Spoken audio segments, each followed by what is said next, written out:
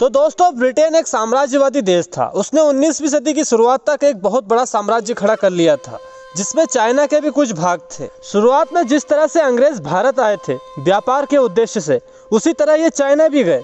हालांकि भारत और चाइना में जमीन आसमान का अंतर था, क्योंकि जहां एक और भारतीयों ने अंग्रेजों का स्वागत किया, तो वहीं दूसरी ओर चाइनीज लोगों ने विदेशियों को नफरत की नज़र से देखा।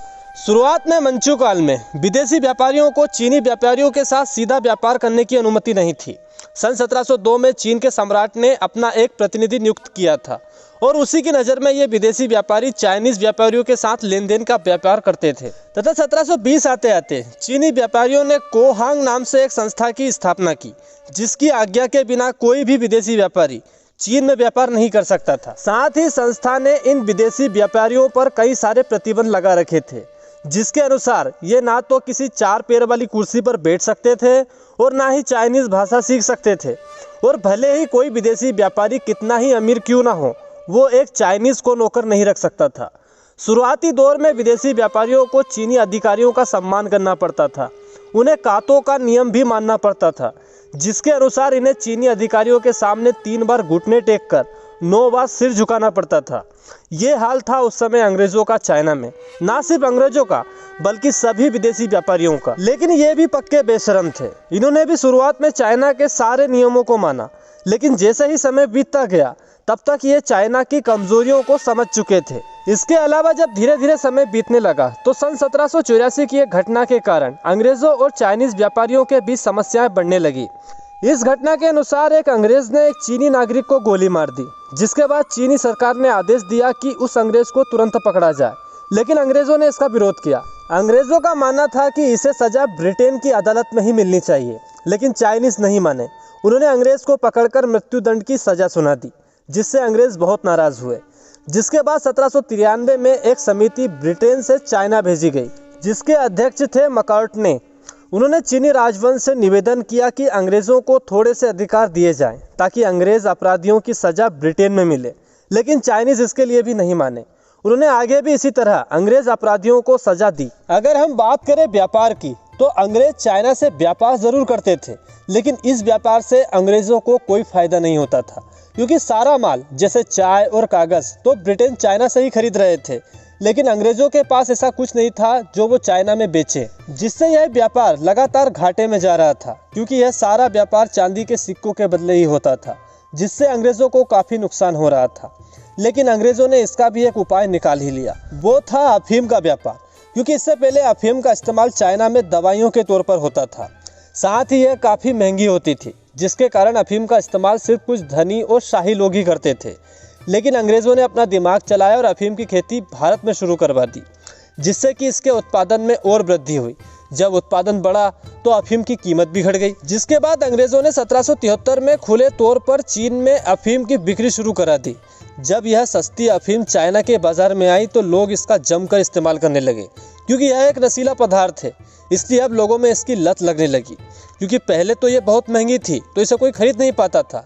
लेकिन अब जब यह बहुत सस्ती हो गई, जिससे इसकी बिक्री और बढ़ गई। इस व्यापार से अंग्रेजों को बहुत फायदा होने लगा, क्योंकि अब अंग्रेजों ने आयात की तुलना में निर्यात बढ़ा दिया था और अब चाइना को नुकसान होने लगा। यह व्यापार मात्र 15 सालों में 4 गुना तक बढ़ गया, जिससे चीनी राजवंश हरकत में आया और सन 1800 में चीनी सरकार ने इस पर पूर्णतः प्रतिबंध लगा दिया। लेकिन नशे की लत जहां एक बार लग जाती है, तो फिर आसानी से छूटती नहीं। यह व्यापार अब गुप्त तरीकों से शुरू हो गया, क्योंकि इससे बहुत ज़्यादा फायदा हो रहा था अंग्रेज़ों को भी और साथ ही चीनी व्यापारियों को भी। इसलिए इस तस्करी के व्यापार में अंग्रेज़ों का पूरा साथ चीनी व्यापारियों ने भी दिया। इस व्यापार के बाद चीन को आर्थिक संकट से गुजरना पड़ा, क्योंकि अफीम के बदले चांदी के सिक्के चुकाए जाते थे, जिससे चाइना के खजाने में चांदी की किल्लत होना शुरू हो गई।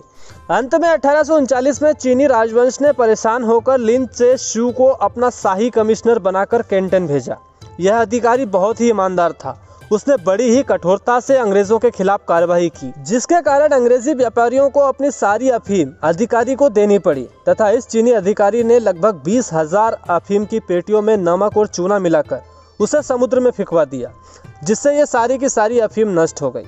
और अंग्रेजों को सीधे शब्दों में चेतावनी दी कि अफीम के व्यापार को अगर बंद नहीं किया, तो इसके लिए मृत्युदंड तक की सजा भी सुनाई जा सकती है। साथ ही चीनी सरकार ने ब्रिटेन की महारानी विक्टोरिया को भी एक पत्र लिखा और विक्टोरिया जीजी से आग्रह किया कि इस तस्करी के व्यापार को बंद करवा दे, लेकिन जीजी को तो इससे फ़ायदा हो रहा था।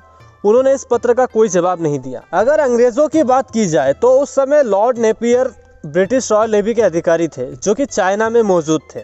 उनका मानना था कि ब्रिटिश सेना की मदद से हांगकांग पर कब्जा कर लेना चाहिए। सन 1834 में उनकी मृत्यु के बाद एलबी डेविस और बाद में जॉर्ज बी रेविंसन नए ब्रिटिश अधिकारी बने थे। ये दोनों ही नरम स्वभाव के थे। इन्होंने कभी भी चीनी सरकार को उकसाया नहीं, लेकिन ये ब्रिटिश व्यापारियों को उनके अधिकार दिलाने में भी सफल नहीं हो पाए थे। जिसके बाद चार्ल्स इलियट नया ब्रिटिश अधिकारी बना था 1836 में, लेकिन यह भी कुछ खास नहीं कर पाया क्योंकि इसी के सामने चाइनीज अधिकारियों ने करोड़ों डॉलर की अफीम को नष्ट कर दिया था। जिसके बाद अंग्रेजों ने ब्रिटिश व्यापारियों की सहायता के लिए एक जहाजी बेड़ा साउथ चाइना तट पर तैनात कर दिया था। तो दोस्तों, अब तक वो सारी की सारी संभावनाएं बन चुकी थी जिससे कि एक युद्ध शुरू होने ही वाला था। अंग्रेज चाइनीज के सामने सर झुका झुका कर परेशान हो गए थे। खैर, वो सर झुका भी लेते, लेकिन अब की बार मसला फायदे के व्यापार का था। साथ ही अब तक अंग्रेज चाइना की कमजोरी और ताकत दोनों को ही समझ चुका था और ऊपर से विक्टोरिया जीजी भी अब युद्ध के लिए तैयार थी। साथ ही यह नया चीनी अधिकारी लिन भी अंग्रेजी व्यापारियों के साथ काफी कठोर था। अगर उस समय की तत्कालीन घटनाओं के बारे में बात करें तो 7 जुलाई 1839 को कुछ अंग्रेज व्यापारियों की एक भीड़ ने एक चीनी नागरिक की हत्या कर दी। अब जब चीनी कमिश्नर ने अपराधी को पकड़ने की मांग की तो अब की बार अंग्रेजों ने साफ साफ मना कर दिया। इंग्लिश व्यापार समिति के अध्यक्ष इलियट ने अब की बार बिल्कुल ही मना कर दिया क्योंकि यह हत्या भीड़ ने की थी, इसलिए सही अपराधी कौन है यह तय कर पाना मुश्किल था। इसके बाद कमिश्नर लीन ने अंग्रेजों पर अपनी नज़र और तेज कर दी, लेकिन इसी दौरान एक और घटना घट गई। दरअसल कुछ अंग्रेजों ने शराब पीकर एक चीनी नागरिक की हत्या कर दी। इसलिए इस बार कमिश्नर लीन ने दंडात्मक कार्रवाई शुरू कर दी और कैंटन में सारे के सारे अंग्रेजी व्यापारियों के खाने पीने की व्यवस्था को ही बंद करा दिया। चीनी कमिश्नर की मांग थी कि अपराधी को उसके हवाले कर दिया जाए, नहीं तो भूखे रहो। जब कैंटन में अंग्रेजों का हुक्का पानी बंद हुआ तो अब अंग्रेज मकाऊ की ओर भागे, जिसके बाद चीनी सरकार ने मकाऊ में भी अंग्रेजों के लिए प्रतिबंध लगा दिया, जिसके बाद अंग्रेजों को हांगकांग भागना पड़ा। साथ ही इसी साल 3 नवंबर 1839 को समुद्र में भी 2 ब्रिटिश युद्धपोत और चाइनीज जहाजों के बीच एक भिड़ंत हो गई। अब उस समय ब्रिटिश रॉयल नेवी को हराना यानी कि असंभव था। इस झड़प में ब्रिटिश जहाजों ने चाइनीज बेड़ों को मार भगाया तथा इस घटना के बाद चाइनीज सरकार ने अंग्रेजों के साथ सारे व्यापारिक संबंध ही खत्म कर दिए।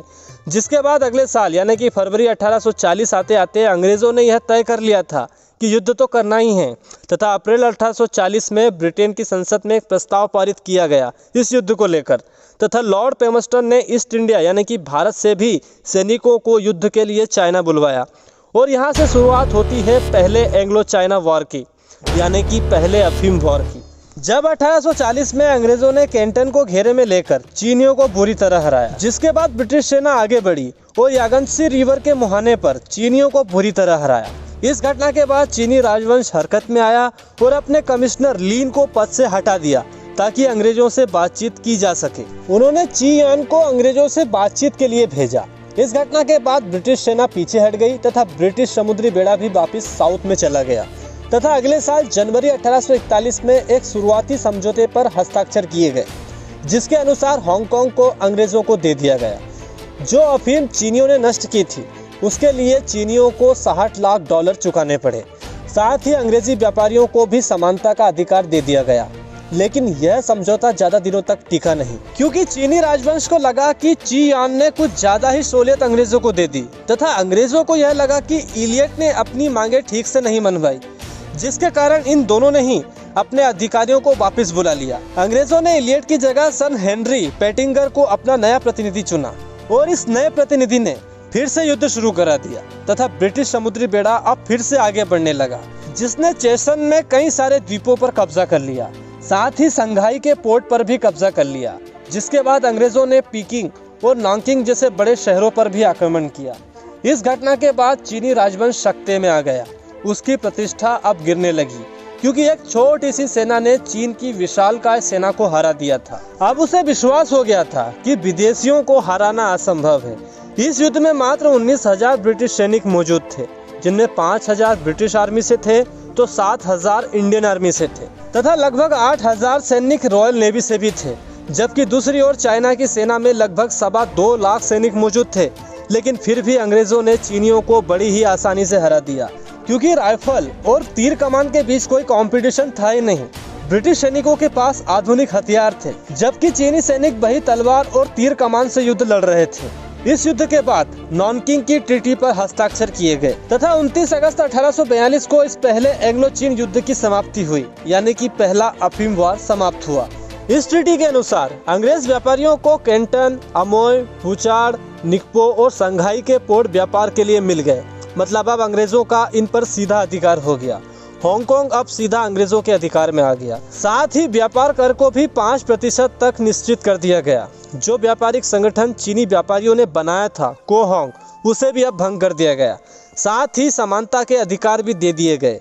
मतलब अब अंग्रेजों को माथा टेकने की जरूरत नहीं थी। साथ ही अब अंग्रेज अपराधियों के मुकदमे ब्रिटेन में ही होंगे। इसके अलावा जो भी अफीम और युद्ध में जो नुकसान हुआ, उसके लिए चीनी सरकार को $1.20 लाख का हर्जाना देना था।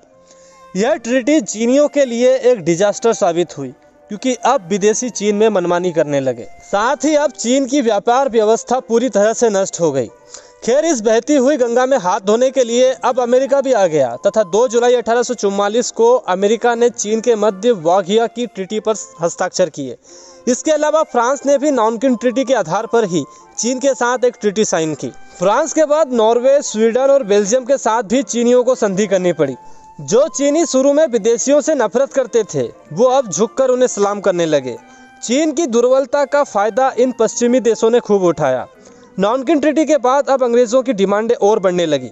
उन्होंने पहले तो अफीम वार में सिर्फ एक उंगली ही पकड़ी थी, लेकिन अब वो पूरा हाथ पकड़ने के चक्कर में थे। हालांकि पहले अफीम वार की समाप्ति के बाद अफीम का व्यापार पूरी तरह से खत्म हो जाना चाहिए था, लेकिन यह तस्करी के रूप में आगे भी ऐसे ही चलता रहा। अंग्रेज अपने व्यापारिक फायदे के लिए जहर को भी बेच रहे थे। साथ ही धीरे धीरे चीन में विदेशियों की शरारतें भी बढ़ने लगी, क्योंकि अब उन्हें कोई सजा देने वाला तो था नहीं। इस पहले अफीम वार के बाद से चीनी नागरिकों में अब असंतोष बढ़ने लगा अपनी सरकार के खिलाफ, जिसके कारण ताइपिंग विद्रोह शुरू हुआ। तो दोस्तों, इसके अगले वीडियो में हम बात करेंगे दूसरे अफीम वार के बारे में और साथ ही बात करेंगे ताइपिंग विद्रोह के बारे में भी।